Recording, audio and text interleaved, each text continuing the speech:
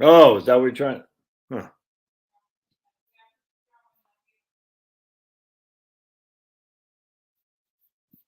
All right, my friends, we're doing I'll say emergency live stream. Emergency 911. It's an emergency. Let's see. The markets. Oh wow, they dropped like a brick in water here today after being up. So I'm not sure what the was it Sniffy Joe? Was he saying Russia go ahead and take Berlin? Is that what Sniffy Joe? What happened? So why did the markets fall so much after their start of the day off? I don't know. It doesn't matter because the markets go up, the markets go down. So if you all have any, I got nothing on my agenda. I got a couple things to share with you, but this is an emergency broadcast. I feel just let some people in here. Hey, Hans, que paso? North Carolina, I believe, old Hans there, and the great NC. And there's today in the market. So something happened, and that's just a Dow. The S&P is going to be actually. I don't like the Dow. Pablo, you can make up your mind. Make up your mind, Paco. There's the S&P. Um, yeah, really surprising tank at the end of the day, says John. And I don't know what to attribute to it. I mean, again, who knows? All right, so while we're waiting for, appreciate y'all being here. While we're waiting for more people, I want to kind of go. I just want to go over a couple things here. Right here. So I like this alpha seeking alpha. You know, I get their daily thing here. Can you all see that? Yeah, sweet. And I had to kind of chuckle at this. Can I make this a little bit bigger? Let's see here. Hold on a second. No, not really. I'm just going to read this to you. Let me close the door again. Hold on. One of the biggest factors putting selling pressure on tech stocks is a rapid rise in yields seen since the start of the year. All right, so the rapid rise in yields since the start of the year is what's causing the tech sell-off. The real 10-year Treasury yield, as measured by inflation-protected securities, now sits at negative 64 basis points, which is 40 basis points higher than where it was. I just like at the end of the day, it doesn't matter. The right now, the 10-year Treasury real means net of inflation. This is not the real 10-year Treasury. This is if you're measuring against inflation-protected bonds, but in terms of the real inflation rate that we have, it's not anywhere near negative 64 basis points. It's much lower than that. 10-year Treasury right now is at 1.833. If we take our trusty calculator and we say we have an inflation rate of 7%, 1.833 minus 7%, we have a negative 5.16% real 10-year Treasury as a yield right now. But even that doesn't matter. So remember, the 10-year Treasury, you're locking up your bonds for 10 years. You're getting all 1.83% nominal. Pablo's go back. What a knucklehead, this guy. You got to make up your mind, doggy. All right, so you're getting 1.83 to lock up your money for 10 years. All right. And so the argument is going to be the correlation between the NASDAQ performance and the change in real yield is negative 5. It's about as low as it got in the post-COVID recession. Let's see. It's also worth keeping in mind that historically stocks have performed well in the months leading up to the Fed's first rate hike. Since 1983, the S&P 500 has risen 5.3% on average in 3 months ahead of the start of the rate hike cycle. Just when people start, all right, how many times did they actually raise the rates? 94, 99. I don't know if they did in the aughts, a couple times in 2000, but not 2000, the teens. Just there's not enough information on that. But I just chuckle at this. One of the biggest factors putting selling pressure on tech stocks is the rapid rise in we'll just say yields. Give me a flipping break. The reason I say give me a flipping break is because if you look at the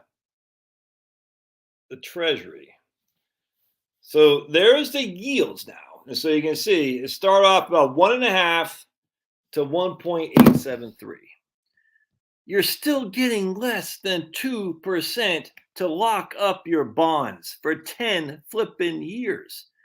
That alone is going to cause the sell-off that we've seen, a correction.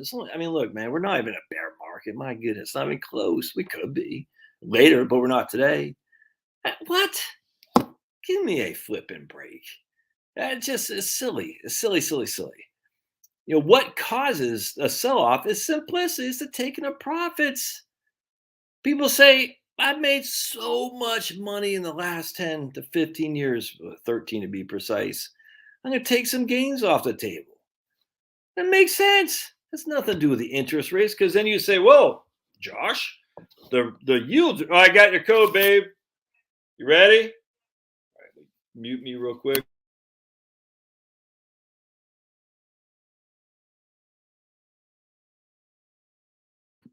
All right, my wife is doing some maintenance. All right, so the idea, I'm going to sell all my stocks to go ahead and buy a 10-year bond that's giving me 1.83 when inflation is at 7. It's stupid. It's dumb. It's not happening. So what are they doing with their cash? I don't know. But they're certainly, they might be buying bonds. But if they were throwing all that money into bonds, you know what happens to yields? They go down because the prices go up. I can't stand when people try so hard to make a reason why things happen, just like the market today. So the market was up and then it fell. I don't know what caused it. I don't care. There's no rhyme or reason for that. It's just funny because if you look at any Reuters or anything like that, 12 o'clock say markets are up because of bullish sentiments on Sniffy Joe. 2 hours later, markets are down because of bearish sentiments on Sniffy Joe. It's the whole thing is freaking stupid. The point being is you cannot follow the look. I like Seeking Alpha. I like it. In fact, they had some other stuff in there that's pretty good. I'm just saying there's no rhyme or reason why markets do what they do. Let's see here. It seems like there's something else I want to chat with you on this.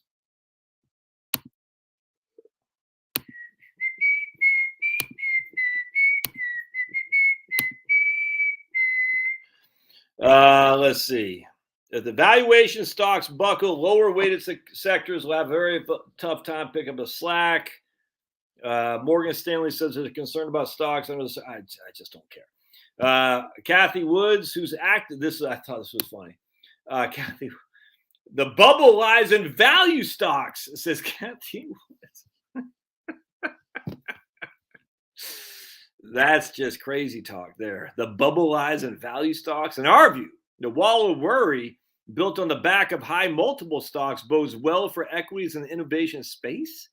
The strongest bull markets do climb a wall of worry, a fact that those making comparisons to the tech and telecom bubble seem to forget. No wall of worry existed or tested the equity markets in 1990.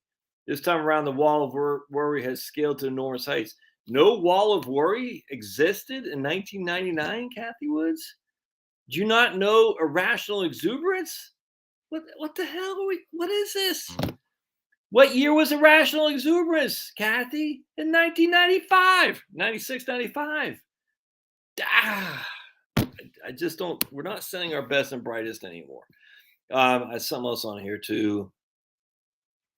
Hold on just a second. Equity risk premium. We use a CAPE operating EPS earnings yield minus 10-year tips. Oh my goodness, Wall Street analyst. I just want to freaking take an anvil. One of y'all have got to send me, if you have it, like an anvil. You know what I'm saying? Is like a cushion anvil I can drop on my head because, like Looney Tunes with Wile E. Coyote, and anvil drop on his head when he's just like exploding because he can't catch can't catch Roadrunner. That's what I feel. It's like I just feel like, oh my goodness. Value bubble right here. Kathy Woods believes that the market bubble is growing, is be creating with the value stocks. For the love of me, I don't understand that. This guy's still bullish. Don't really care that much. Seemed like no lockdown return. I guess that's it. All right, so that's what I wanted. I just had a chuckle at Kathy Woods saying there's a bubble in value stocks, and that there was no wall of worry in 1999. I've heard a lot of craziness in my time in this business, and that was one of the funniest things I've ever heard.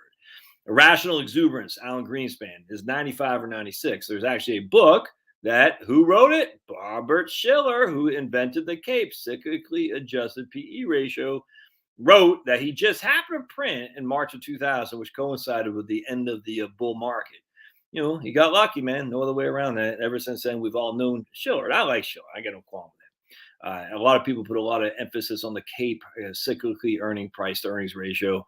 It just hasn't. It's just been a big fat dud, man. And even Shiller himself has adjusted it to reflect bond yields. Anyway, point being is the interest rates going up in terms of a sell-off in bonds, which is why interest rates are going up.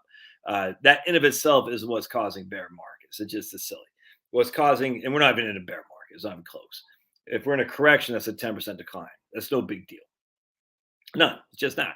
Now, I want to point out, I probably had 1,000 emails, not literally, but I've at least had 5 or 6, and just today. I sent an email to my subscribers about Right Capital. I said, look, if you don't want to be on Right Capital, just let me know. Just as an FYI, some of you had sent me to tell me to delete you from Right Capital. I don't have you in the system. So just as an FYI, if you have Right Capital through somebody else, I don't have access to that. If you're using it through Dustin, my man over at Jazz Wealth, I don't have access to that. So if you don't like me anymore and you want me to delete you off Right Capital, well, if I haven't signed you up for Right Capital, I can't delete you, just as an FYI. But anyway, anytime I send an email, I usually get some responses. Today I got a bunch, actually, of people just real nervous. And I tell you, man, life's too short to be this nervous. So I have a guy just email me earlier today, and I think he's like 11 months out, 7 months out. Yeah, that's right. My man Scott, he's 7 months out. He's he's in a target fund that's managed by a company I despise with a passion. And he's like, I'm just worried. I said, dude, there's nothing wrong with just dumping everything in a stable value fund. There's nothing wrong with that, dude. You're 7 months out. It's okay. You're not a wimp. You're not a chicken. It's okay. It's okay to be precautious, to take precautions. No big deal. Should you stay like that for the rest of your life? No. But if you're 7 months out from D-Day, my goodness, putting a good amount, if not the entirety of your portfolio into a stable value fund is fine. I get no qualm with that at all. If that lets you sleep well at night. Life's too short to be stressed, man. See, I'm not stressed because I'm still working. I will continue to work. And, I got a pretty big client base. We'll see if pretty big, relatively speaking. If that continues, if that doesn't continue, if everyone just says, Josh, you suck, I'm pounding sand, go pound sand, I'd be worried because I'd be forced to be retired 100%. But I'm not anywhere near that right now. I could be, but I don't know. I mean, if I'm working and I still plan on working for another 10 years, this right here doesn't bother me in the least. If I'm about ready to retire, though, my goodness, why would you not be a little bit worried? And if you are, where you're just like, oh, like this guy, another guy emailed, he's like praying. I was like, dude, look, you should probably, would you make up your mind? You should always pray, always pray. But if you're praying because you're worried, isn't that God kind of telling you like, hey, life's too short. Life's too short to drink cheap wine, man. Just go ahead and lock in some gains. I just want to show you something. I cannot, and I did a video on this not too long ago, just yesterday, I think, or 2 days ago.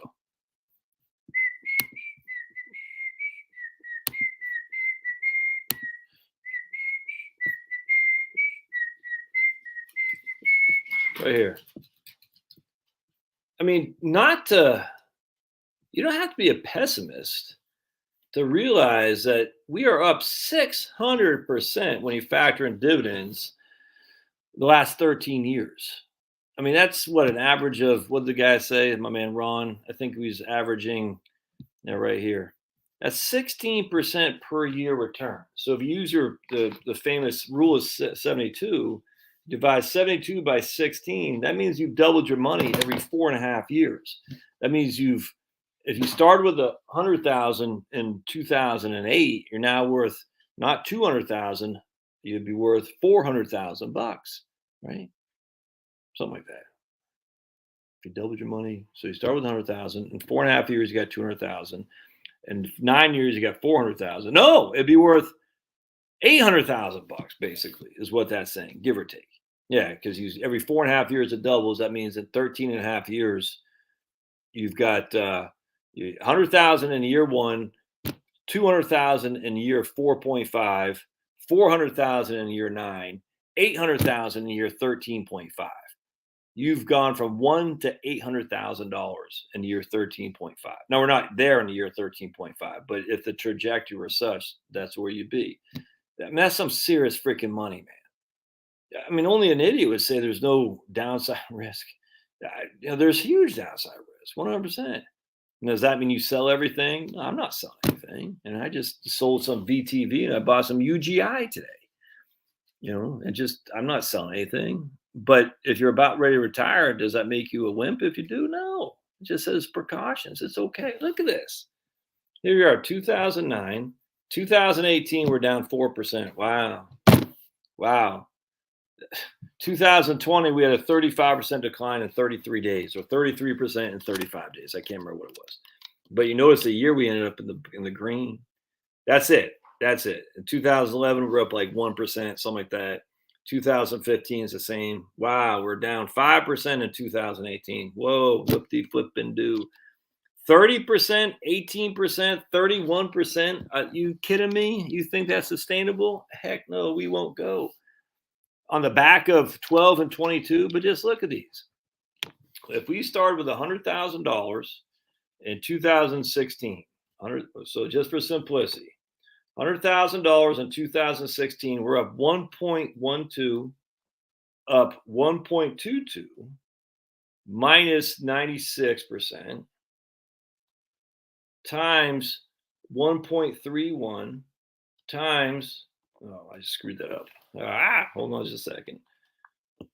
1.12 times 1.22 times 0.96, there we go, times 1.31 times 1.18 times 1.3.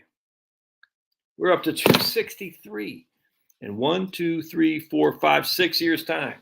I have to get some water. 263, man. Of course you're going to have some down years. It's okay to take gains. It's okay. What are you jumping on? You're out there, jumps. It's okay to say, I don't feel good. I'm going to take some gains. I'm going to go get some water. I'll be right back. Hold on. Oops, sorry, buddy. I'm doing a live stream, dog.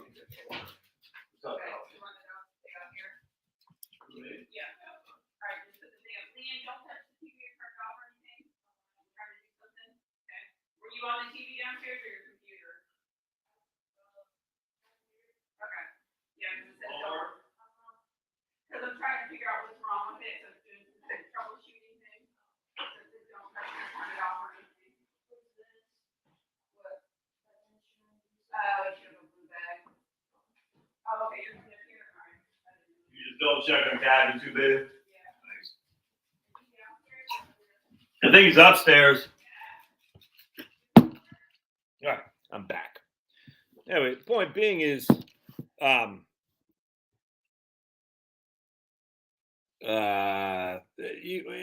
markets are quite high, and they're going to come down at some point. That happens all the time. And if it just happens to coincide with your retirement years, that's not good. Don't let it happen to you. All right, so I want to show you something else. I love this. This is one of my favorite charts of all time right here. Right here. What I like about my man Ron Sears is he doesn't do rolling in this chart. Rolling charts, let me just come back here just a second. All right, so I want to show you guys something. So a lot of people say rolling rolling charts. They'll go, we've had 80 years of 30-year rolling history of the markets, and only in 5 of those 80 years have blah, blah, blah. I'm like, but that's not statistically relevant. And what I'm talking about. So we have 1926 to 1955. All right, that's 30 years. 1927 to 1956 is another rolling 30-year time. 1928 to 1957 is another 30-year rolling time. Do you see any similarities between these three things? So let me just Any similarities over these three things? 1926. And so we can do this for 30-year rolling periods all the time. See if anyone has any thoughts on the similarities between these just three examples. Let's see.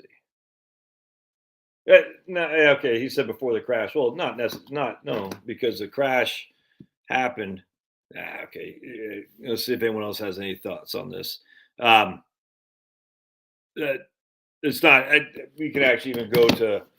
Let me actually. I'm not making the point. So let me show you what I'm talking about. 1950 to 1979, 1951 to 1980, 1952 to 1981. Any similarities between those three things? Any similarities there? 1950 to 1979, 1951 to 1980, 19. They are when Sleepy Joe was still in office. Oh my goodness. Appreciate the super chat, Carl. Carl wants to know if I can do a right capital analysis for those considering expatriate. Yeah, I don't know what you'd have to fit. I mean, right capital, you just have to look at your expenses. So if your expenses, all right, yeah, okay. So you guys, that's fine. I've not explained very well.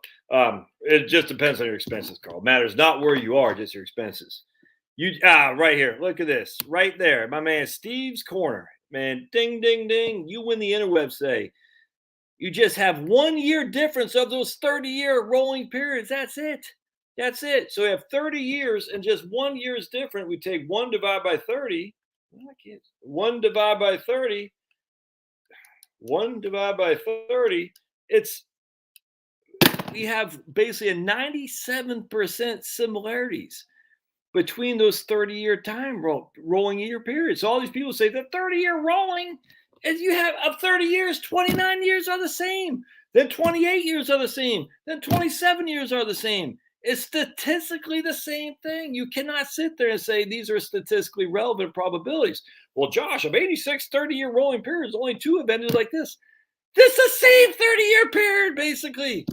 If half the data set is the same, or 2/3 of the data set the same, it's not statistically relevant. So my man Steve wins the interwebs. Exactly, right here. So Steve is obviously a mathematician. 29 years are the same for every 100%. That's 100%. I could not. Or my man Luigi here gets it too. He says Luigi wants to make some Italian food for me. Man, freaking Italian food! I could kill some Italian food. I've got to go to. Well, I can't go to Italy now because they mandate the jabbas, and I won't do it. So they can all kiss my behind. But man, is there anything better than Italian food? Oh, I could kill some Italian food. But anyway, all the periods contain the middle. The same similarity. All right. So the point about that was when you hear these rolling 30-year periods and things like that, when you hear my dog back there. Oh, I thought you heard one of my dogs barking. You're saying for Steve to give him a Scooby snack. All right, so we don't care about rolling 30-year periods because it's irrelevant because they're all statistically the same probabilities. All right. However, what my man Ron has done here, they're all Sleepy Joe was alive. That's classic. Finnegan. All right, so I want to show you here. So he's got from 19. I don't know why he starts in 1932. I wish my preference would have been he started in 1926, but we got these 10-year time frames, and I love this. 1932 to 1941. 1, 2, 3, 4, 5, 6, 7, 8, 9. All right, so we got 9 10-year time frames. Each is statistically different than the other 8, if that makes sense. It's still only 9. That's not a very big N, not a very big user data set, but still, be that as it may. So our return here, and this is what we're going to do here. So 1 was only 6, right? Remember, I did a video yesterday from Ron himself. He said from 1942 to 1955 was the best 13-year record we've ever had when the markets were up 19% average. So 1942 is the middle of the World War. I'm not sure if the United States was looking in a bad place or not. Maybe everyone's like worried. I don't know. But even then, we had huge price controls, ration cards, and all that. So that's a tough place for capitalism, that's for sure. But be it as it may, once the war was over, the markets just took off like a bat out of hell, and they continued for these 2 decades. But the decade previous to that was not good. The decades of the 60s, only 7.06. The decades of the 70s, because Nixon's price control is only 6.47. You see that? So we got bad, great, bad. I say bad. Does he got inflation on here? Yes, he does. Here is the inflation. So look at this. The 1972, 6.47 was the average rate of return. Inflation at 8.63. You actually lost 2% a year in real growth on your stocks. Tell me that's not ugly. Yikes. The aughts, 2.88, but inflation was 2.6. You actually made money in the aughts. 1970s was bad. 1960s was bad, but you actually made money net of inflation. But the point being is we got 9 examples, of which 5 had less, basically a 7% or less. No, 4 has 7% or less rate of return. 4. So of that 9, 4 divided by 9, 45% of the 10-year time frames, unique, we had a rate of return that was less than right about 7% or less. And then you factor in inflation as well. So here we're going to lose 3% off that. Here we lose with the whole thing, and here we lose 2. So of those, because of deflation, we actually made money. But net of inflation, 45% of the time, you really didn't make much money, man. You didn't. And that's what's very interesting. And look, if you look, here's the thing that concerns me more than anything. We got 2 different time frames of the U.S. capital markets, in my opinion. And that's why I don't understand why it doesn't use 1926. But anyway, that's okay. This isn't hard to do, but 1926 to 1973, 1974 to 2021. Look at the difference. 9.33, but remember, that was couched in these 2 decades. 11.60 from 1974 on. That was couched in 3 of the last 4 decades were huge returns. Huge. 9.33, inflation 2, 11.60, inflation 4. But again, look at this. 1, 2, 3 of the 4 decades, 4.5 or so, were just ginormous. What's the likelihood of that happening again? What caused that? Well, we know what caused that. Cheap labor, cheap goods, free trade, all that stuff. I don't think this has happened again. I think the days of that kind of stuff are slowly dissipating for sure. But then if we go to 5-year time frames, which is even more interesting, because 5 years is what you got to look at if you're within 2 to 5 years of retirement, or you're, let's say, like the guy emailed me today, 7 months out. This is our most important thing, is 5-year time frame. So let me just show you. You got 1, 2, 3, 4, 5, 6, 7, 8, 9, 10, 11, 12, 13, 14, 15, 16, 17, 18, 19. A bigger data set. We got 19 times. 1, 2, 3 of the 5 of the 19, we had negative returns. That's not even including inflation. That's just negative. Let's see. 3 negative return. 1, 2, 3, 4, 5, 6, 7, 8 of the 19, we had less than 9% rate of return, which doesn't seem that bad. But when you factor in inflation, you look at this 5-year return is 10% inflation, 7% inflation. So you lost money in both these years. Right here, 2.25% inflation, you lost money. A 5-year time frame, 2002 to 2006, 6.22 versus 2.94. You're not making much money. The point being is the last 10 years have been so extraordinarily high that if I'm near retirement, I'm protecting my bottom line. Then again, There's no way around that. But Josh, bonds are going to get killed. Well, I mean, maybe stocks could get killed a whole lot worse. So let's look at bonds. So here's bonds right here. All right, let's see what bonds have done. Actually, this is a better chart to look at. And I can like this chart right here. 1 second. This right here. All right, so here are bonds. Minus 10 to 20. We've had 1, 2, 3, 4, 5, 6 years minus 10 to 20. And look at that. 69, 74, 79, 80, 46, and 47. That's it. 0 to negative 10. We've had a whole lot more years. And this is, I think these are real returns. So there's a net of inflation, by the way. So 0 to 10, 2021, 2018, 2015, 2013, 29, 27, 24. The reason is because the bonds, the interest rates are so low and inflation was frankly higher. There's no other way around that. But you can see even that, though, I mean, you're not getting smoked. 0 to 10 is not a huge issue because you're just not getting destroyed. 0 to 10 on the plus, well, you can see here, 2020, 2019, 27. The point being is a lot more. It's a lot. Look at the bonds compared to stocks. Here are the stocks. We got negative 30 to 40. 2008, 74 is 37, 31. Negative 20 to 30. We don't have anything 20 to 30 on the bond side. Nothing like that at all. No negatives at all. Nothing. And this is real returns, net of inflation.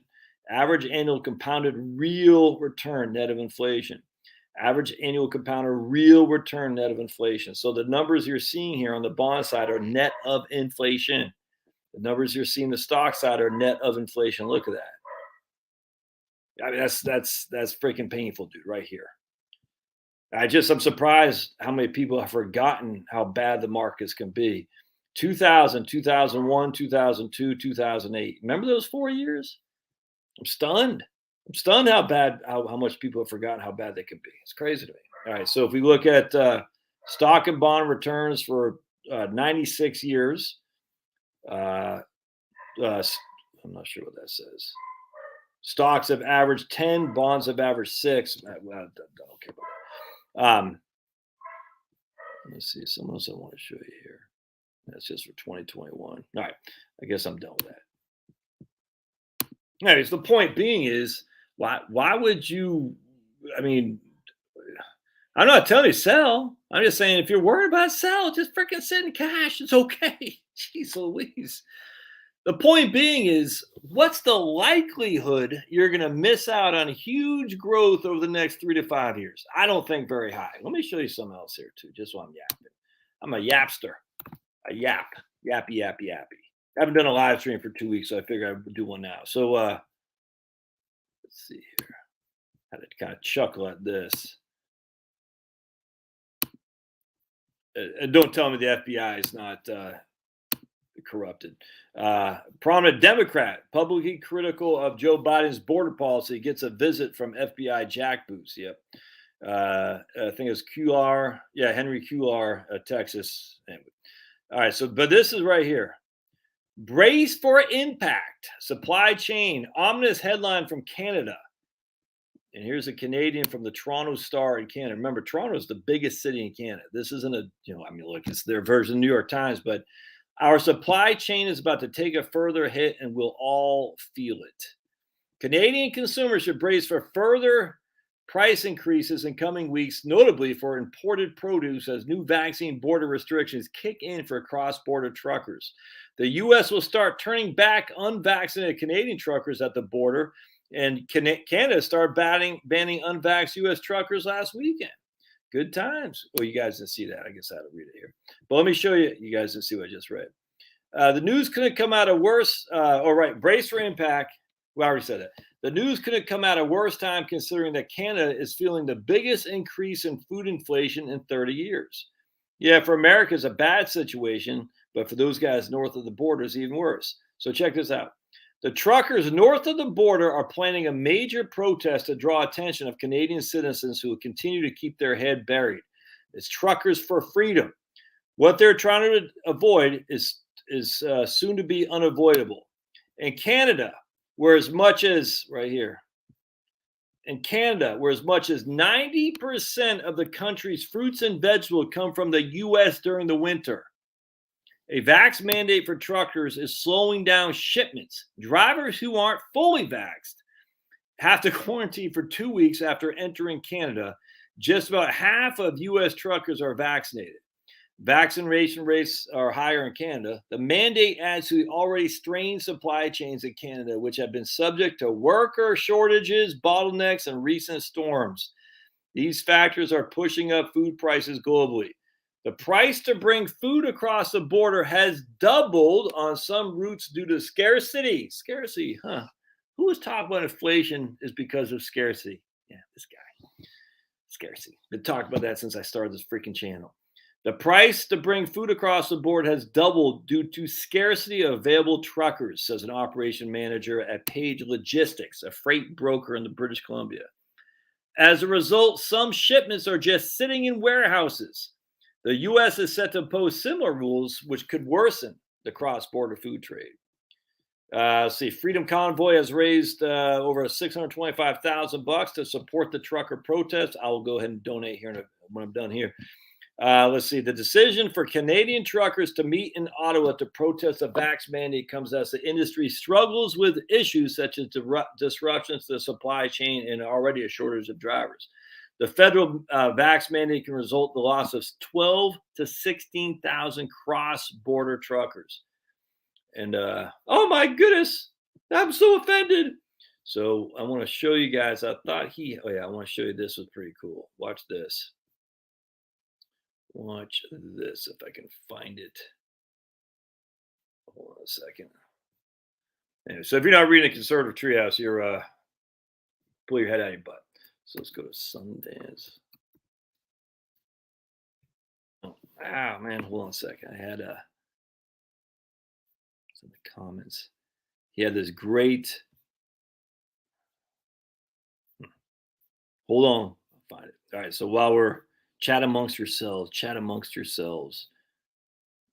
right, we're going to find this because I got to show it to you because it's awesome.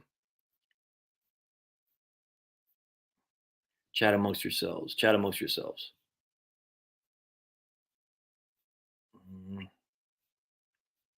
You guys chat amongst yourselves. All right. Hope I don't have any food stuck in my teeth. Just got done eating some pork, not beef stew. Some pork. Oh, I forgot what I ate. My wife made it. It was good. Pork roast, beef roast, pork roast. What the hell did I eat? I forgot. All right, hold on a second. I got to find this because I got to show it to you. It's fantastic. Right here. All right, cool. There we go. Watch this. Look at those trucks. Truckers across Canada join a convoy to protest vax mandate. Look at that. Salute you first, ladies. Look at that. We got the front door good. Bloody mercy sakes alive. Looks like we got us a convoy. Oh, that doesn't make you happy, nothing will.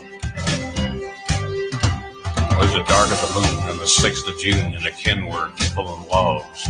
Cab over Pete with a reefer on and a Jimmy hauling hogs.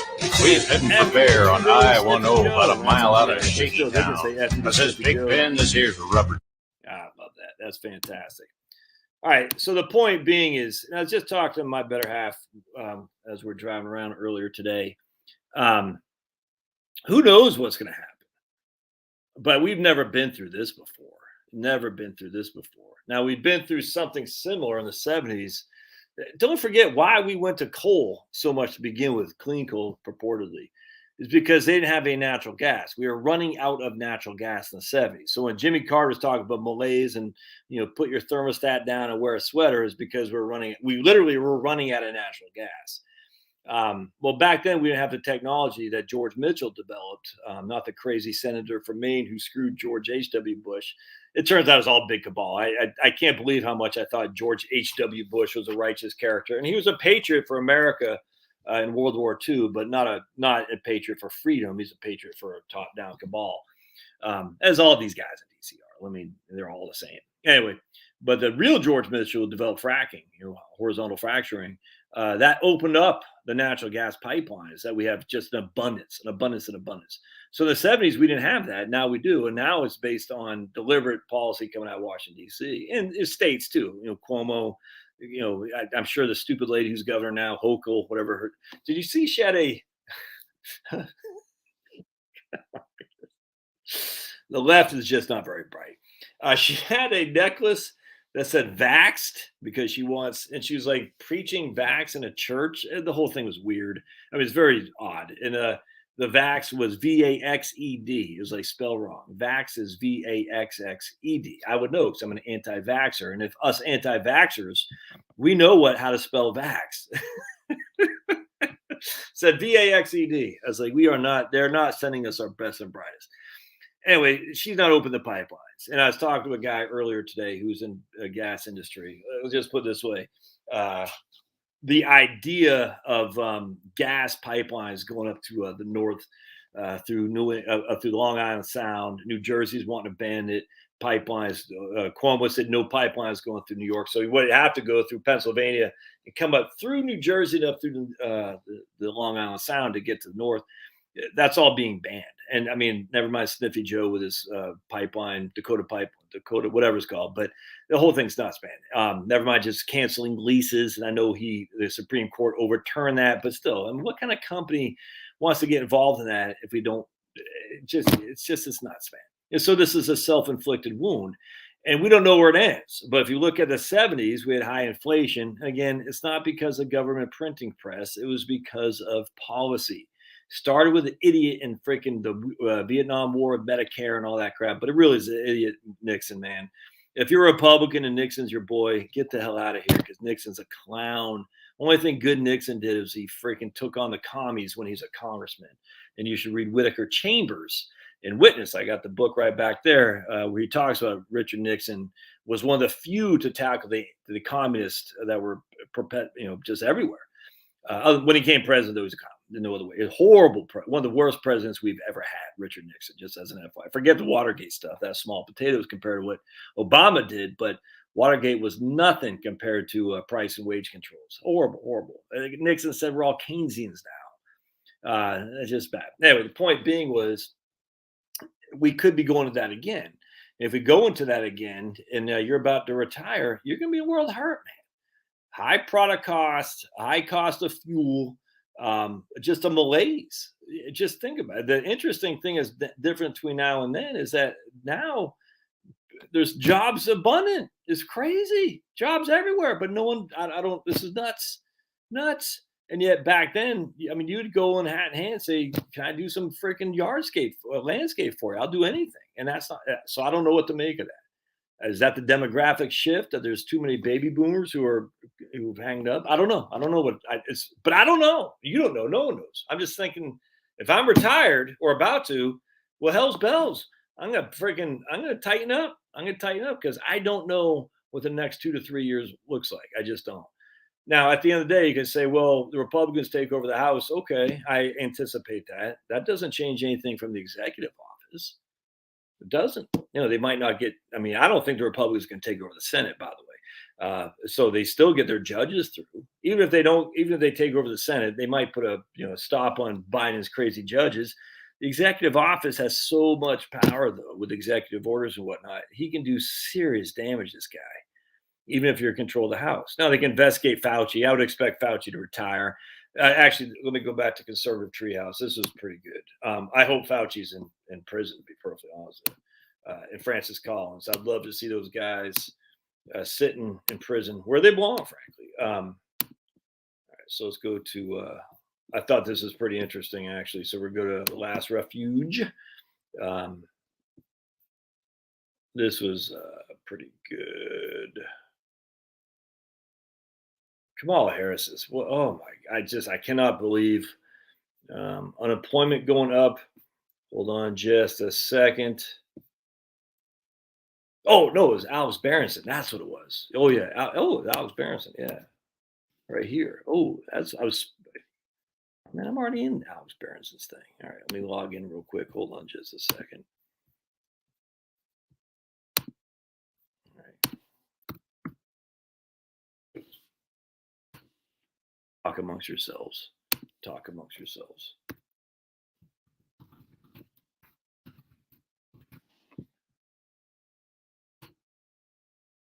Go log in. All right. All right. If you're not subscribed to Alex's thing, what are you doing? It's free. Free. Now, I pay because I think it's great reporting. A lot of people are very upset with Alex that he went after Dr. Malone a little bit.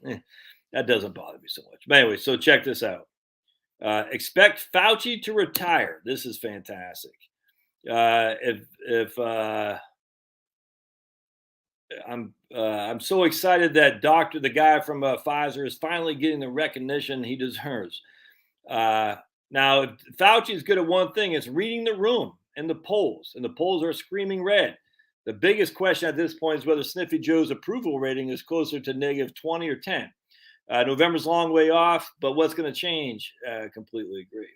And every time a woman is pushed in front of a subway in New York City or stabbed to death at work in LA, voters are faced with the ugly reality that that's the left for it. Now, Alex used to be a lefty.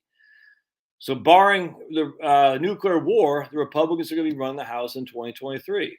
And let me introduce you to your next chairman of the judiciary, Jim Jordan. Jordan's investigators are already finding treasure in St. Fauci's emails. Come 2023, he will have subpoena power, which you can expect him to use to probe deeply into lots of stuff, including what the boys knew or suspected about the origins of the virus and why they insisted so loudly that was totally naturally. And now anal probes now available at Walmart. I thought that was funny. All right. So anyway, so for example, Tony's seat is about to get very hot. He's not going to want to retire after the election because that would be too obvious. So the Biden administration is sick of him too, partly because every appearance reminds of people that COVID is still going strong, and partly because they were dumb enough to believe him back in the early 2021. They told them that the coronavirus is going to go bye-bye once the jabs were pushed. So, no, the grand farewell tour will probably begin sometime this summer with the articles in the New Yorker and the Atlantic, 100%. Anyway, the point being is, even if the Republicans take over, it's great. And we'll be able to, get Fauci on the hot seat, hopefully Francis Collins, hopefully that guy from the Danzig, I forgot the guy's name, but who's working shoulder to shoulder with NIH. Hopefully, all those guys will be subpoenaed. Like nothing's going to happen. Just the fact they can score them makes me happy with subpoena power, so they can get busted. I mean, Mike Flynn. My goodness, Mike Flynn went to jail, but Fauci's walked around. The whole thing stops. Anyway, that's great. That makes me feel good, but it doesn't do anything for supply chains. It doesn't do anything for whatever the hell Sniffy Joe's got going on. It makes me feel good, but at the end of the day, we're still dealing with idiots in Washington, D.C. And if I'm about ready to retire, I don't want to mess with that at all. You just can't afford it. You can't afford another decline like we've had last decade. I had who was it that posted? I can't remember what it was. One of the comments, I was stunned because I posted a video about annuities. I said Clark Howard is wrong, and this guy, I can't remember. I could not believe how many people were just completely oblivious to just what happened last decade. Well, I guess 2 decades now. Now I'm just sitting there thinking, have our minds? Have we forgot? I mean, it just is weird to me. Like, how could you? It's weird. Like, how do you not remember how bad that was? If you're about to retire in that, you're in a freaking world of hurt. Maybe I remember because I'm in this business and I talk to people who are crying and losing their homes and couldn't retire. Maybe that's me. Maybe it's just I have more of a, because I've been doing this since 1998. I don't know. But I'm sitting there thinking, I literally saw these people were anti my annuity thing. And look, you can buy annuities. I don't give a crap. You don't have to. I literally could care less. But don't say annuities are evil. They're not. It's just that, is this evil? No, it's a tool. Can it be used for evil? Sure. Inherently, it's not evil. There has no properties on this other than what you do with it. Same with firearms, same with annuities, same with the whole life insurance. Anyway, the point being was I'm sitting there thinking, I could not believe these comments I'm reading about how bad annuities are relative to how well they've done over the last 13 years, how well people have done over the last 13 years. I'm saying yes. But the next 13 years, what I'm worried about, that's crazy. All right, let's see what kind of comments we got on here. Yeah, Sergio, right there. He was bashing on annuities like Sergio. Sergio's my man. We can have a friendly disagreement. But I'm like, I do not remember what happened in the aughts. The thing that annuities do is they give you a guarantee not for that to happen. I mean, yes, you're not going to make much money because the fees are on the high. I get all that. But I'm sitting there thinking, I don't put, and Sergio, I know he's fine. Sergio's a good guy. But other people, I'm sitting there thinking, do you not remember how bad these bear markets can be? And especially if you're pulling money from it, man. This is my whole thing with Dave Ramsey with his 10 to 12% rates of return. I'm like, on average, maybe. Average, it means nothing, man. It means nothing. Well, you're pulling money out and the markets are down 9, 12, 22% respectively in 2001 and 2. And even going into the first quarter of 2003. When the S&P 500 is down 54% from October 2007 to March 9th of 2009, and you're pulling money out. I'm sitting there thinking, maybe it's because I'm from Maine. Maybe it's because I've been in this business for so long and I had to deal with so many people who are just hurting, man. But better to be safe than sorry, man. Bird in the hand is better than two in the bush. We can do all the cliches, but I'm sitting there thinking, dudes, if I'm right there and I see the nutcases that we have running the show all over the world, I see we've had 13 years of consecutive growth other than a blip in 2018 and a 33-day blip or 35-day, I can't remember. But basically 30-day blip in 2020. I'm sitting on top of that. The interest rates are still low, my friends. The 30-year treasury is still what, 2.25, something? I don't even know what it is. 30-year treasury right now, 2.14. 2.14. I'm sitting there thinking, yeah, it's time to play defense. All right, let's see what we got here. Yeah, Elvis liked Nixon because Elvis was on drugs, and Nixon had the war on drugs. And how ironic that the war on drugs never goes out for the end users like Elvis, Hunter Biden. It always goes after the poor kids in the city. I'm 100% anti-drug war, just as an FYI. Unsubscribe, I don't care. Should all be legalized, not just marijuana. I don't even care about that. Everything should be legalized, 100%, because the war on drugs is an abject failure, 100%. Let's see. You don't have to follow a mask mandate. When we had a mandate in Ohio, I was only ever chased out of one store. Yeah, it's funny when what I'm saying. I was only chased out of one store for not wearing one, and I haven't been back there since. Right on, man. I just think the cooler heads are prevailing now. I hope. I mean, who knows? Who knows what the cabal's got up their sleeve? Who knows? Look, at the end of the day, look, I don't like Trump. I mean, I'll vote for Trump. I said one time I would, but I'm not a fan of Trump anymore. But let's just put it this way. It's not because I like the left. Hell, the left is evil. He's just going along for the ride. Trump likes Trump. I mean, when at the end, Trump's a patriot. I'm not going to lie to you, but he likes Trump, and as such, I'm over that guy. The biggest jab salesman in the history of mankind. You know how Obama was the biggest gun salesman? Trump is the biggest jab salesman in the history of mankind. It's kind of funny. Anyway, the what was I getting ready to say? I forgot what I was going to say with that. What they could bring it, what the cabal has up their sleeve. I still think at the end of the day, Trump's win shattered the cabal. I think they had big plans with Hillary that it was going to be a slow, methodical World Economic Forum, Aspen Institute, domination, BlackRock, that really 2030 would come and we literally would own nothing and be happy. And then Trump won. And I think they got rattled. They said, what are we going to do? What are we going to do? And they said, we're going to throw the baby out of the bathwater. And I really think so. Look, Trump was good for 3 years. The fourth year sunk the ship for me. Look, I get it. People get mad at me. I 100% they still love Trump. I don't hate you. I don't hate Trump. I just think, man, that was such a freaking clown show. It's just like Bush with the Patriot Act, which I supported. Oh, I supported the TSA, Homeland Security, the Patriot Act. It pains me to say that. I supported war in Iraq and Afghanistan.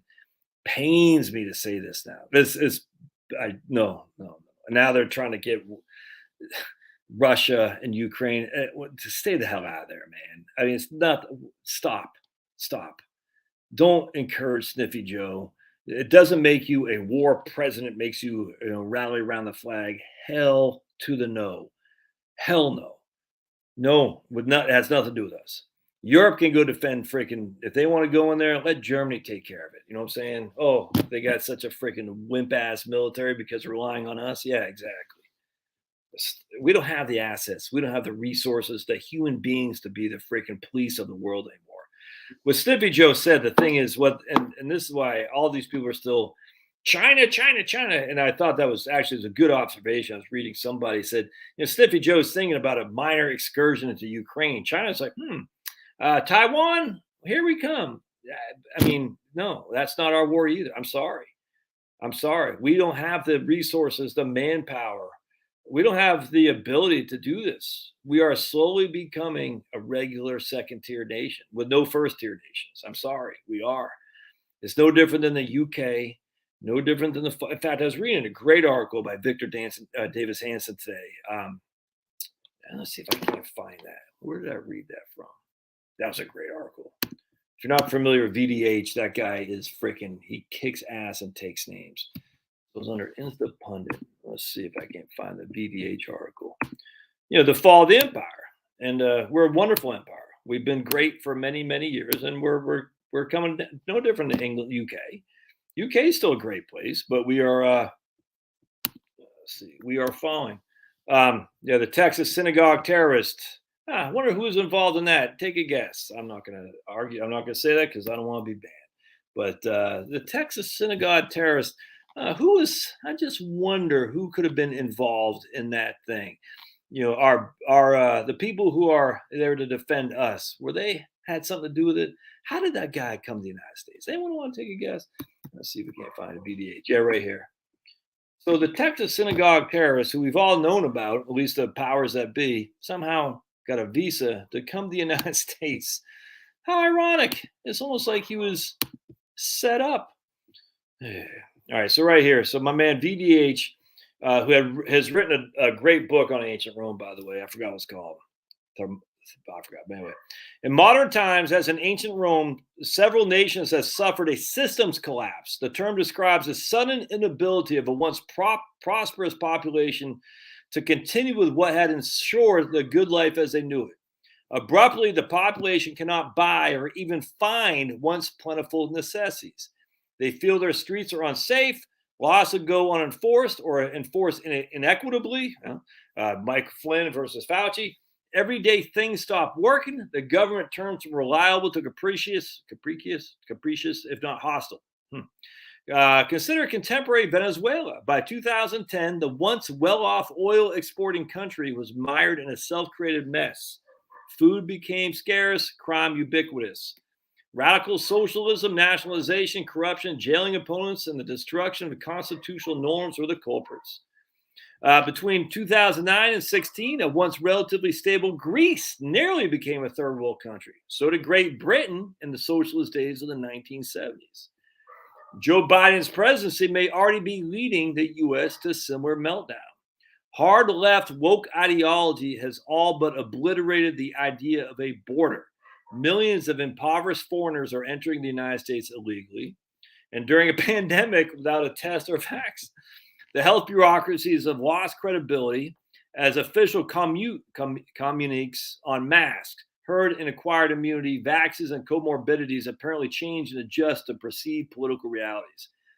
After decades of improving race relations, America is regressing into pre-modern tribal society. Crime soars, inflation roars, meritocracy is libeled, and so we are governed by more ideology and tribe. The soaring prices of the stuff of life, fuel, food, housing, healthcare, transportation are strangling the middle class. Millions stay at home, content to be paid by the state to not work. Supply shortages and empty shelves are the new norm.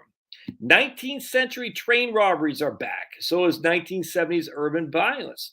Repeat with looting, carjacking, and random murdering of the innocent. After the Afghan debacle, we have returned to the dark days following defeat of Vietnam. Right there. After the Afghan debacle, we have returned to the dark days following the defeat in Vietnam. 100%. And I'll stop that because I thought that was freaking critical. The defeat in Vietnam, malaise, wage price controls, the Atlantic or some freaking far left rag was talking about should the federal government control the price of food. You think Sniffy Joe isn't there, I get it, but you think his team isn't like, yeah, let's do this. Literally, it's an Atlas shrugged. It's Atlas shrugged. We're living it, man. We're living it. Anyway, so let's see what else. But hey, if we look, you got to vote for the Republicans, and that's not debatable. I will. I mean, you got to vote for the Republicans, but don't think the Republicans are going to get us out of this. They're not. They're not, man.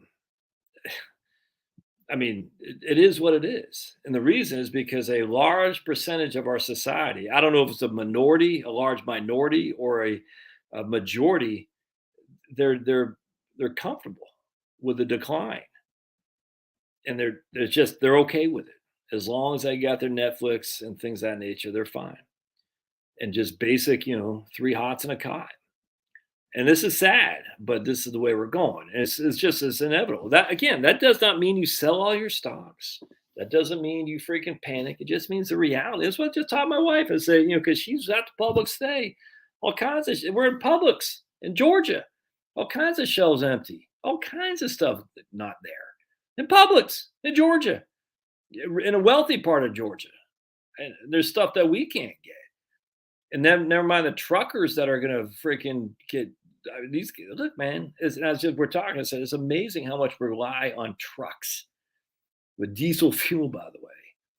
And when that stuff stops, I'm thinking I'm just thinking, we're talking like, what else can we do to be prepared? Because I tell you, man, if this isn't good, and that's the problem where I live in Fulton County. I'm a minority in terms of being a right winger in Fulton County. So let's remember those 2 people up in St. Louis defending themselves. If you get a crazy district attorney, if you're defending yourself, you're SOL, man. You see what I'm saying? That's why you've got to get in a right-wing county that's run by right-wing sheriffs and a right-wing district attorney. So that way you have a say, because it's all politics. I'm telling you, man. Why'd they go after those people in St. Louis? I forgot their names. Well, because they're wealthy white people in a left-wing county, and it was so easy to pick after those people, man. So easy. Politically, it makes sense. We're gonna get these wealthy white people who are inherently racist. Why are they inherently racist? Because they're standing against BLM, and that means they're racist. That means they're Klansmen. Politically, you can't. It's idiotic, but you can't blame the idiots for supporting that. I'm in Fulton County. Think the same thing can happen here? You crazy? So we're talking like, how do we prepare against a collapse that we haven't seen in our lifetimes, at least since the 1980s? I frankly don't know. We got food, we got water, we got some propane, we got some inverter generators. You know what I'm saying? But at the end of the day, I don't know what else to do. So point being is that there could be some trying times. And if you retire into those trying times, the market isn't going to give you a reprieve. Hell no. All right, let's keep reading. You have to vote for the Republican, man. There's just no 2 ways around that. It's just, look, and you're going to be frustrated, but it's better be frustrated than doomed. You know what I'm saying? The problem with Republicans is that they allow the Democrats to do what the Democrats do. So you think about Mitt Romney allowed for Obamacare. Freaking George W. Bush with the Patriot Act and TSA allowed for the FBI, CIA corruption. as we see. I mean, it's just a fact, man. And as such, allowed for you to lose your constitutional rights. There's no other way around that. Because the Republicans allow it under it was like under the Tom DeLay, the good government, conservative government. I don't know if you remember Tom DeLay. I'm not quite sure how crooky he was, but there's some issues. Anyway, as long as the government's run by our side, we want to grow the government for conservative government. Well, turns out that was bad. But I fell for it. That's the sad thing. And you can't take back the Patriot Act, unfortunately, because what if we didn't take our shoes off at the airport, we'll all get bombed and we're going to die. Can't take it back. We're forever doomed to this crap because the minute because everyone's afraid. Let's just say DeSantis gets in. He says the shoe thing is stupid. We're getting rid of it. Then if someone gets by and bombs a plane, of course he'd be set up by the cabal. They'll say you're the one who let him take the shoes off. Oh my goodness! You see what I'm saying? And no one wants to be there. It's just you can't control. That's the thing. It just takes one guy, the shoe bomber, to make the whole freaking world suffer, man. It's crazy. And you can't control it. We're in a country of 330 million people that we can count. Who knows how many people are actually here? Of course, there's a crazy guy out there. Yeah, right here. Pulverizer. Can't have endless foreign wars and welfare when you have gold-backed currency required to hang. Yeah, 100%, man. Harry says no coma. Retail is $289, right? Middle Tennessee, $350. $315 in Piedmont, North Carolina. $305 in New Mexico. All right. Trans-vaccinated. I'm actually vaccinated by identify. I'm not actually vaccinated by identify as someone who is. Right on. Love it. All right.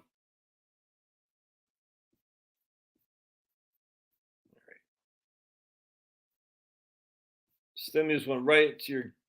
I read that many people my age are. Let's see here.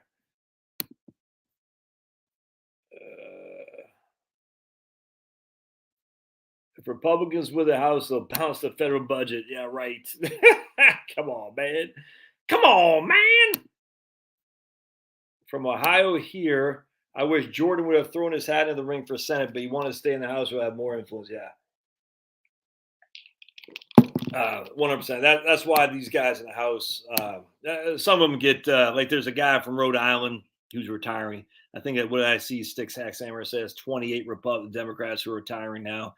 The reason is because they get gerrymandered, and that my own rep is going to fight.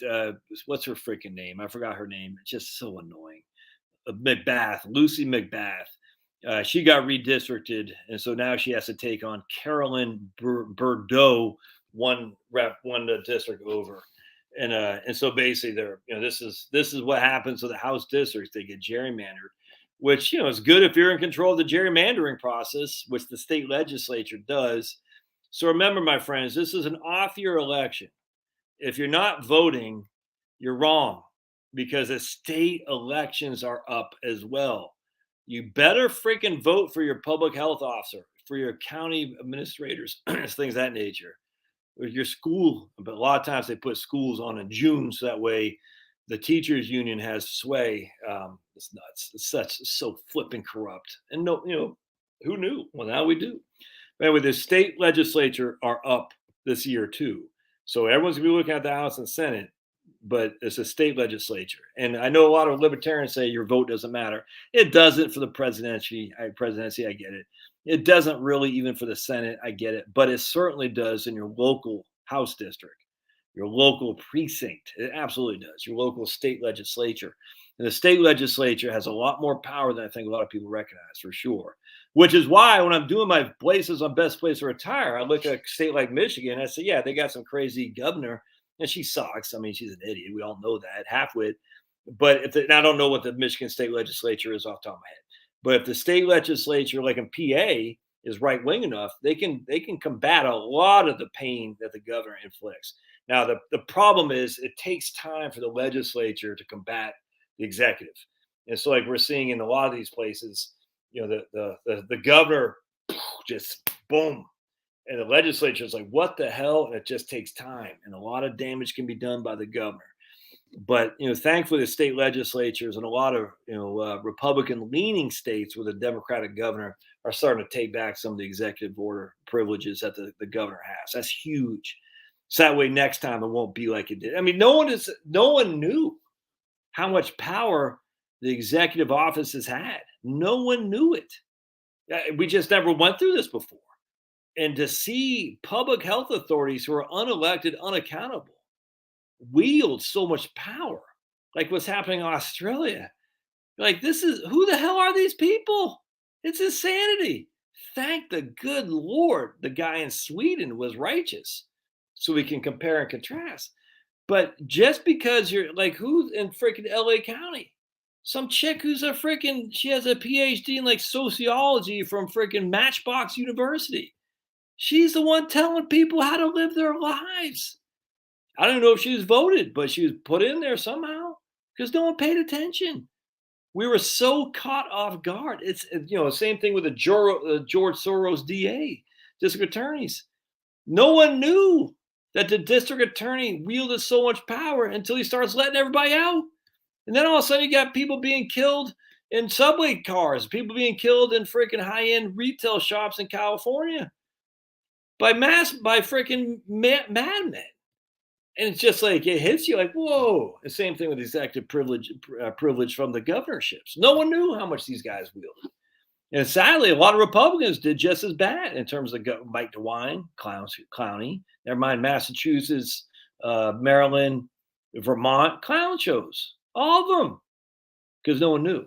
And I'd much, much, much rather have a Democratic legislator taking away executive power from the governor who's Republican than a Republican with wielding all kinds of executive power. Can't have that, because Republican wielding all kinds of executive power is not as bad as a half-wit, but still pretty bad. We've seen Mike DeWine. We've seen with those guys up there in the Northeast. Republicans, they can be just as bad.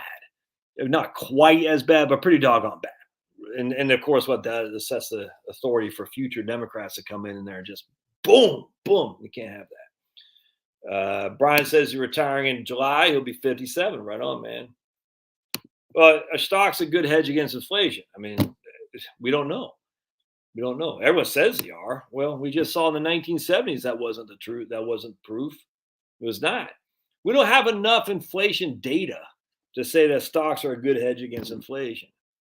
Now, if we have slow, 2% target inflation, yeah, absolutely, because the dividends alone. But other than 1968 to 1982, there is not enough inflationary times, other than the end of World War I, and I guess the last year of World War II and World War II, the last 2 years. Other than the 2 years after a war, we don't have any data in the United States history of any kind of inflation that's to speak of, other than just basic, other than 1968 to 1982. And stocks are not a hedge against inflation. They just weren't, man. A lot of people say they were. They weren't. The stocks lost money net of inflation. That's just a fact. Did bonds lose money? Well, it depends on what you did. If you locked in a 10-year bond, yeah. But if you were rolling your, like short-term debt, you didn't. Didn't make any, but you didn't. Let's see.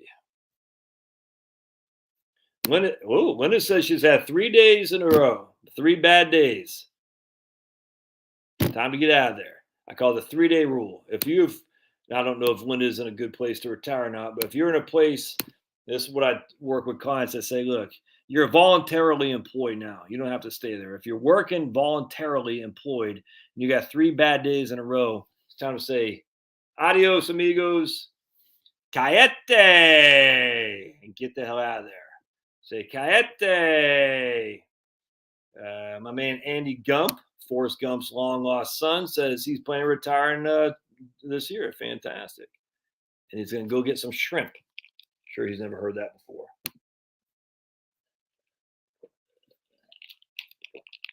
Let's see. Yeah, Brian says, fortunately, he saved his butt off. Yeah, people have already forgot recent history, you know what I'm saying? Yeah, and Cute Humor says, reverse mortgages are more attractive to me than annuities. You're going to get a lot of people angry at you, cute. They're going to say, how dare you? You're just a shill for the reverse mortgage industry. I can't believe how many people say I'm a shill for the annuity industry, the life insurance industry, and the reverse mortgage industry because I don't call them evil. Because they're not evil. All right, let's see. Debt free is the way to go. I cannot agree more. That's all there is to it. Kirk from Portland, Oregon says he's going to join an Antifa rally. He just sold his taxable investment accounts like 5 days ago and bought a condo at the beach. Ooh, that's another thing I want to talk about. All right, real quick. Look, I'm not an expert on this.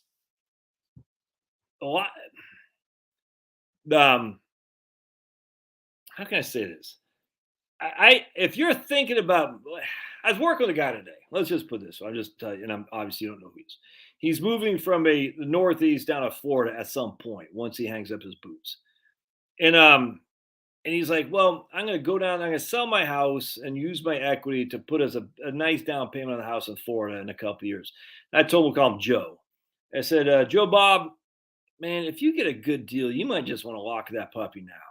Even if you got to carry a little bit of a mortgage, even if it tightens up your cash a little bit. I don't think Florida real estate is going down anytime soon. And that's throughout the South, but generally Florida, South Carolina, the Georgia area, North Carolina. I certainly could be wrong, but I just don't see it dropping because it's one thing for the surf and all that and the sun. I get that. It's another thing for freedom. You see what I'm saying? This guy, like a lot of people, is a red voter moving from a purple state down there. And he's just solidifying Florida again to be probably potentially even more right wing than Texas even, which I love. And that's why I say if you're in California and you're a Trump voter, all it takes is 10% of you to leave. If 10% of Trump voters of California left, the country would be on such better hands. Just, oh my goodness. You go to Nevada, you go to Arizona, you go to Georgia. You see what I'm saying? Texas, Florida, solidified, all that, New Mexico. If just 10% of Trump Californian voters left, the world would be better. There's no other way around it. So if we have a crappy world, I blame the Trump Republicans in California. It's your fault. Your fault. You didn't leave. You're supposed to leave. I told you to leave. Goofing you. Anyway, the point being is, so my man Kirk just sold his taxable investment accounts and bought a condo at the beach. Obviously they're not built making more land. I get all that. But there is more and more people, not just baby boomers and stuff, who are going to be moving to free areas. You know what I'm saying? Where people are prosecuted for committing crimes, for instance, where you have a right to arm. You see what I'm saying? Where you don't have to take a jabba. Where people, if you don't wear a mask, people aren't going to freaking beat you up and stuff like that. In fact, you have like-minded people. And it's just hard it's one thing, again, just because of the weather is good. Yeah, people move down there, but there's more to that now. And I think it's significantly more to it now that is going to make these areas just maintain, if not to continue to increase, regardless of what happens in the economy, if that makes sense. And I just, anyway, so if you see something and you're on look, I can't tell you what to do. And I certainly could be wrong. Hell, dude, my freaking, my crystal ball has shattered many, many, many times. But I was just thinking, I was talking to this guy, because this isn't the only guy I've been talked to about moving down to Florida. Let's just put it that way. All the time. And I'm just like, I get, like, this is my little bubble, I grant you, but I'm just sitting there thinking, a lot of people can be doing that, which means what is the increase in demand does what to prices? So who wants to take a guess? Increase in demand does what to prices? All right. Increase in demand does what to prices? Missing a lot of comments. Hey, my man George. Right on, George. Just got stuff in my eye. Increase in demand does what to prices? Let's see if anyone can guess.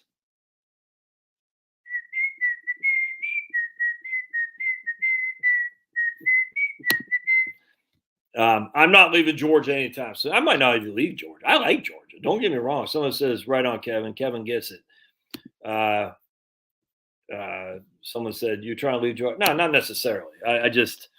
I like looking around. I mean, dudes, there's tons of, like, I was talking to somebody in Calhoun, Georgia the other day. That place looks freaking awesome, by the way. It's like, man, I can handle this. So same kind of thing with me. It's like, but I'm not, I'm not quite there with the other half, better half yet, where we want to settle. It's not going to be here, but in terms of Fulton County. But anyway, if we see that place, we might go ahead and lock in even a mortgage to secure it, because it's hard to see the South losing its appeal for many, many reasons. One is obviously weather. Two is free, but mostly is because freedom and weather. You combine the two, freedom and weather. It's awful hard to see that.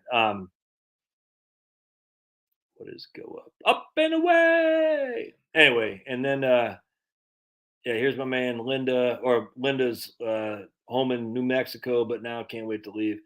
The point being is, if you see that place, you just might want to lock in that puppy, man, and just say, all right, this is gonna be painful for a few years, but a few months, few years, but let's just do it, because I don't think prices are going down anytime soon. And they might, I don't know, but all right. So let's see.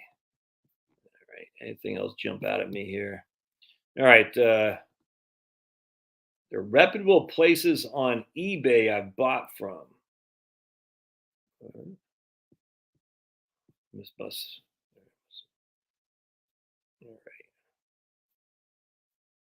Looks like you guys are having some good chats there. Cool, man. Gary, it's Gary, right on. Gary. Did you all buy some land out there, Gary, or what? I can't remember if we've emailed on this. I think we have. I just forgot what you said. So did you buy that land? Hey, George retired that same day. That's freaking awesome. Yeah, Doug, I look, man, I'm not convinced about paying off the mortgage. I every single time I go through this in my head, I literally every day I think about this, like, save more or pay off more. And there's no right answer. You can spreadsheet till you're blue in the face, but like Mike Tyson says, everyone has a plan until they get punched in the face. And I just don't know, man. It's one of those things. Is like, I would love not to have a mortgage, but I'd love to have more cash flow or liquidity for sure. Especially if I see that thing I want to buy, it'd be nice to have the cash. Let's pay cash money. But man, not having a mortgage. Yeah, let's see. Yeah, my man Gary bought 64 acres. Look at that. Freaking awesome, dude. Awesome. And you're not invited, people. You're not invited. Yeah, right here is Brad. Currently in Ohio, but agree, need to head south when we retire. Yeah, look, the South is. I was looking at who was I talked to the other day. Someone was in Prescott, Arizona, which I love Prescott, Arizona. If I ever moved back to Arizona, I would move to Prescott. I'm not moving back to Arizona. And I did my little Google Maps thing. I was like, man, I forgot there's just no trees. I mean, I know it's pretty. I know, the swallows, when they got their foliage with their little, hair on their head thing there is fantastic. It's gorgeous, but no trees, man. So I did my little Google Maps, put the guy out there, and I was like, ugh, I got trees, man. Trees are bust for old Josh. Yeah, if I'm going to Texas, is East Texas. So if someone had emailed me about East Texas, some other towns. Yeah, I'm familiar with Tyler and the other one that's out there. Beaumont? No, Beaumont? No, I don't think that's it. I forgot what the other one was. A Tyler and another one right out that way.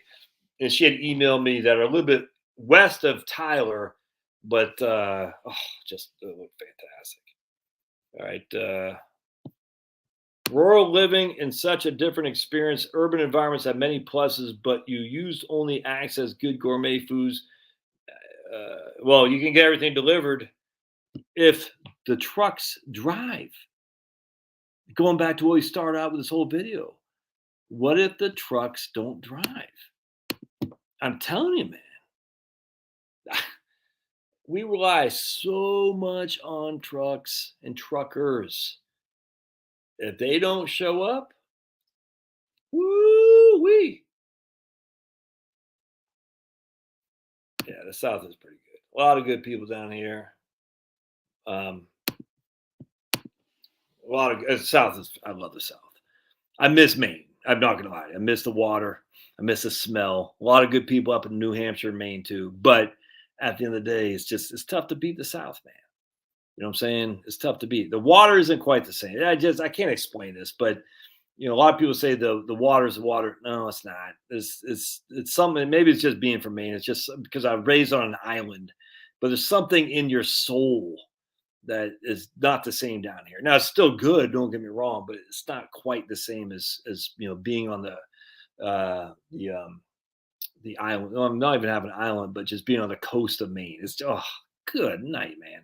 Just freaking gorgeous, especially in the fall. I mean, the smell. I miss it deeply. I'm not gonna lie to you. Am I moving? No. I mean, certainly not now. Will I ever convince the old ball and chain? Yeah. I gotta convince myself first. You know what I'm saying? You always look fondly on the past. You know how it is. Like, I remember when I was poor. Those were the best days of my life. No, not during those days. They weren't. I remember, like, I was thinking about this with Charlotte the other day. We had we lived in a tiny 1,200 square foot home, 3-bed, 2-bath, 3-bed, 1-bath ranch. It was like 2-bed, 1.5 a bath ranch in Virginia, in Dayton, Virginia.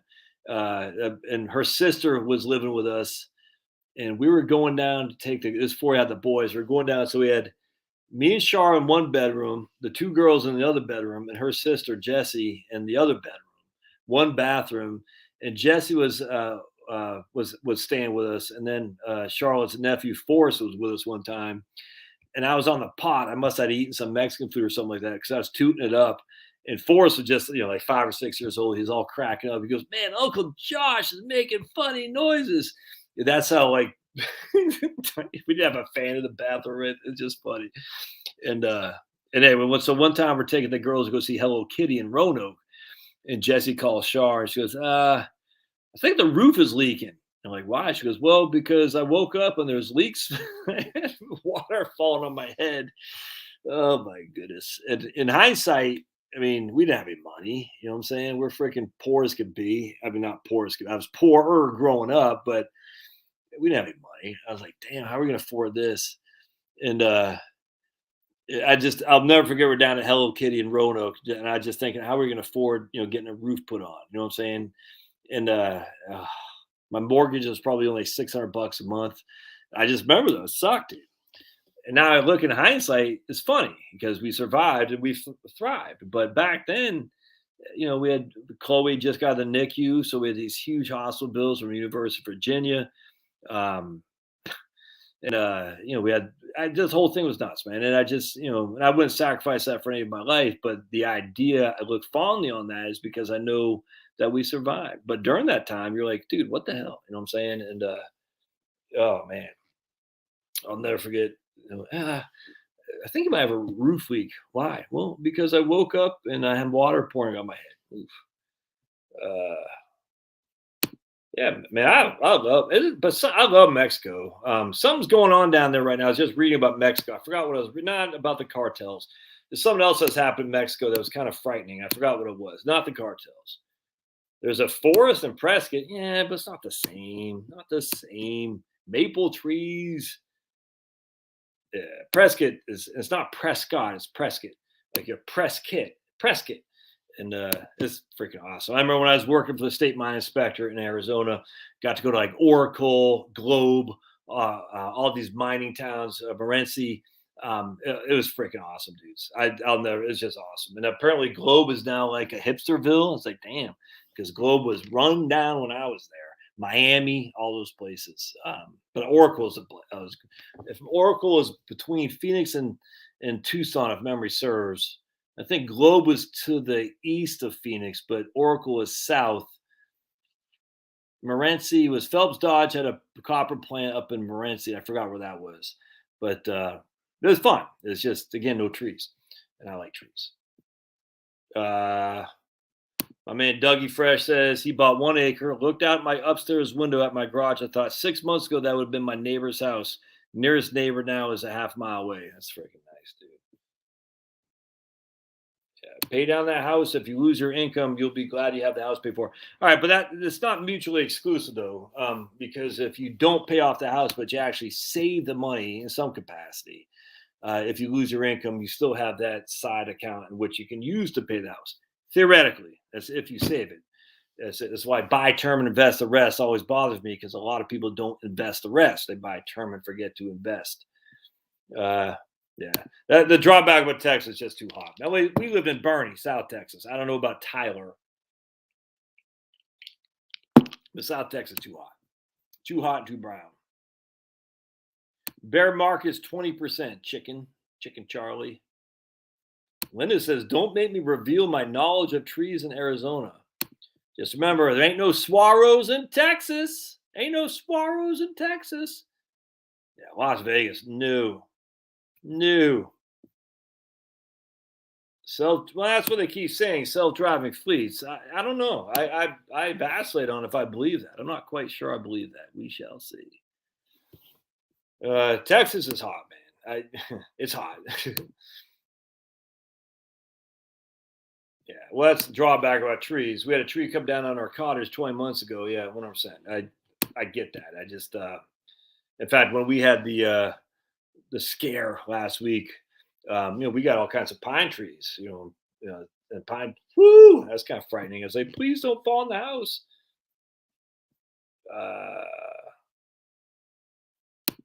George says, forest and Prescott seems like more like mountain living versus desert living. Yeah, you guys have been out of the East Coast for a long time to compare Prescott to forest. Yeah, Maine is freaking awesome. Here's Scott. We love it in Florida. We're in Webster, Florida for the winter, and they've been RVing all over the place. Yeah, I like dodging cocks. I get no qualm with dodging cocks, Jim. None whatsoever. Am I an Acadian? They went south. Well, yeah, French Canadians. I did not know that they went south and became Cajuns. I'm not French Canadian, not at all. I'm a Northern European mutt, but lots of French Canadians in Maine for sure. Lots of Levesques, for instance, Levesque and Duval or Dubai or Duval, something like that. Lots of French names there for sure.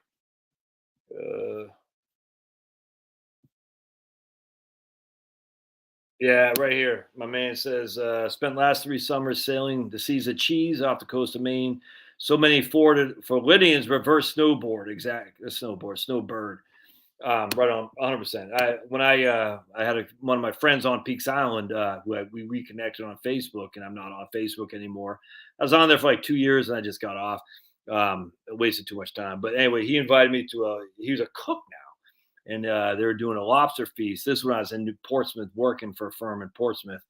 And I went to go see them at his sister's house in Portland, Maine. And his parents came up. And they still live in the house from which we used to be the neighbors of. And I said, well, how do you handle the winters? Aren't you, you're in your mid-70s? They look great. I said, you're in your mid-70s. You go, yeah, we go to Florida. I said, oh, man, perfect. I could see doing that, 100%. Shrieking SJWs. Oh, is there anything worse? Anything worse? Oh, so interesting. So Denise apparently is no longer a Packer fan. I left Wisconsin as soon as I could. Now I root for the Panthers. Ah, interesting. I got here as soon as I could, but I still took my Packer gear. Just goofing. I'm coming down.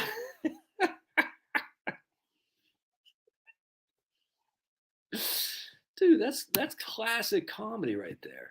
Sitting on the pot, reading the sports page, tooting away because the Mexican food you ate. That's classic. You're coming out, it's like a brown cloud falling you. You know what I'm saying? And your nephew's like, Uncle Josh. There's nothing better, man. Yeah, Maine is a great place to grow up, 100%. Yeah. How many minorities think Mexico City is the bomb compared to they lived in the States? Why would minorities think? I guess because they live in a crap place of the land or something. I don't. That's interesting. Thanks for your hard work, Josh. Lives you every day. You've saved me from many mistakes. I am right on, Dougie Fresh. If you diversified, the pain for the market drop shelters you. If you're diversified, the pain for the market drop shelters you. Really? All right. I just say 2008, brother.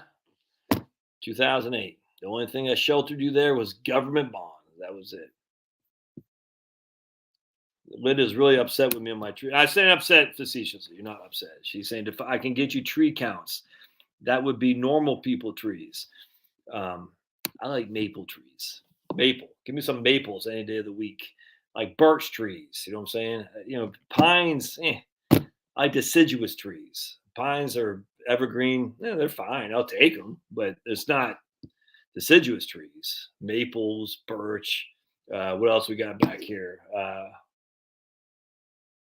Are they oak? No, what do we got in front? We don't have maples. We have, I don't think they're oak. I forgot what they were. I can't remember. How can I not remember my trees? Anyway, we got 2 out here, 3 out here. Bowman front porch or front lawn trees. Freaking gorgeous. Are they elm? Maybe, did I ever say elm? Maybe elm trees. I think they're elm trees. I forgot. Let's see here. Pablo's being freeze dried.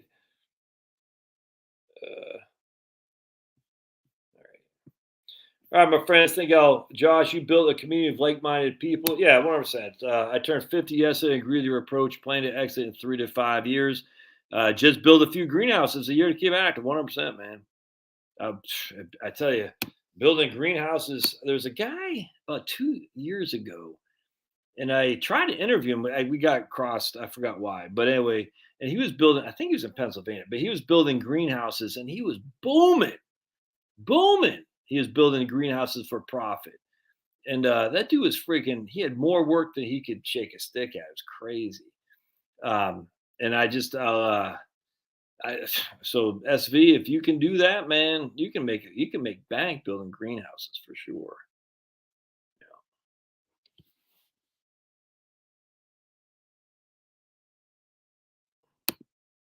Yeah, I mean, just do the Roth conversion. I mean, you do it the sooner you do it, the quicker this grows tax free. So if you're doing a Roth conversion, better in the earlier of the year or the later of the year.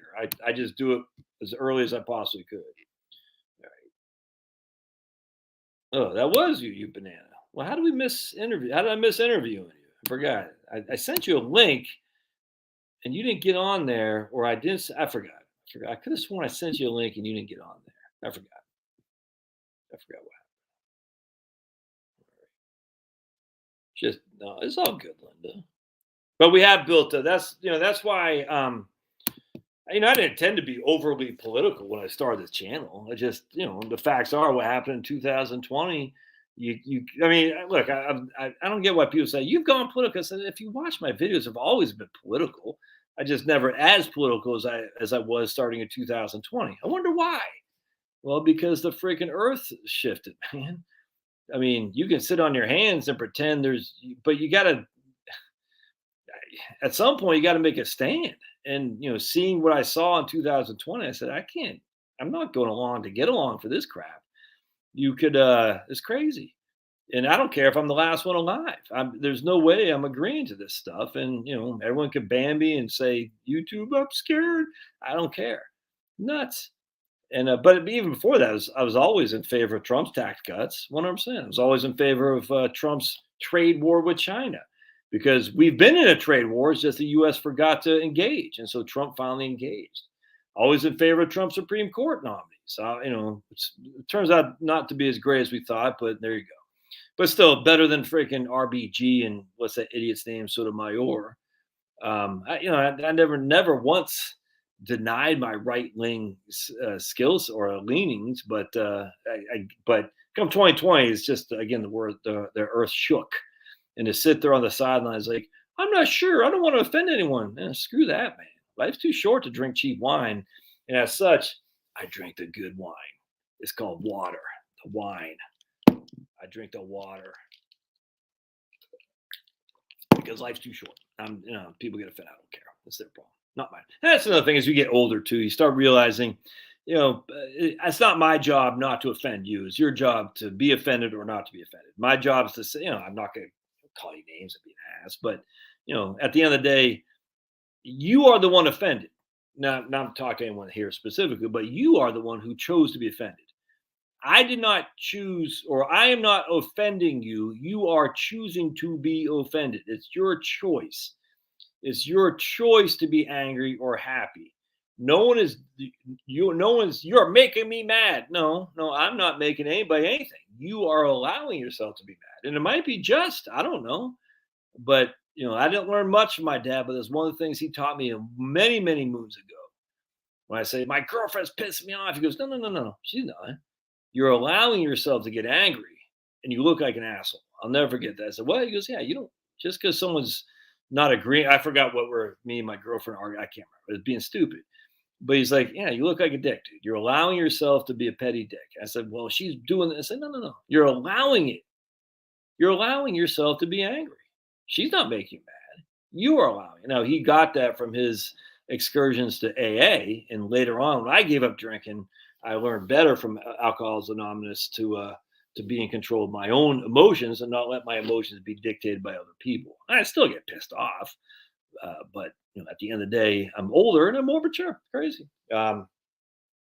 Yes, Roth should be the last investment to take from, except if you're on Obamacare. There's always exceptions. If you need that Obamacare tax credits, then you might want to look at taking from the Roth. I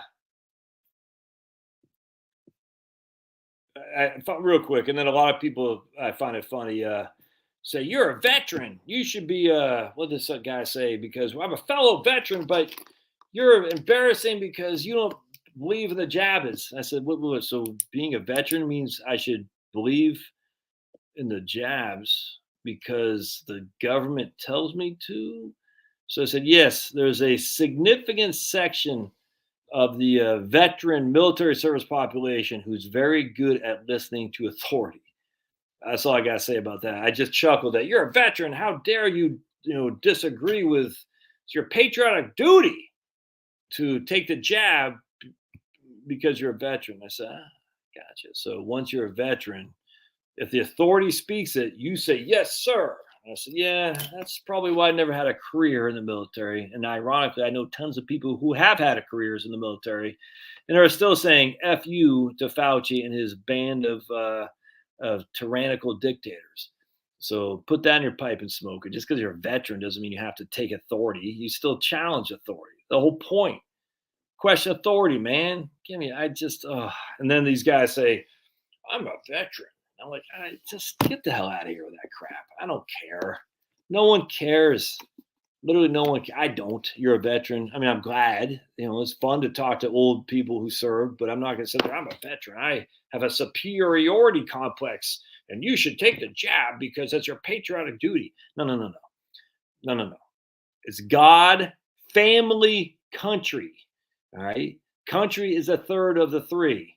And my family is first. And if I get hurt because something I don't need, then my family suffers for my patriotic duty. Screw your drafts, screw your wars, screw your freaking mandates, fools. I don't want nothing to do with it because I got a family that's got to be taken care of. And if something happens to your old buddy Josh here, you ain't going to pay the freaking bills, you freaking fools. Sick of this crap.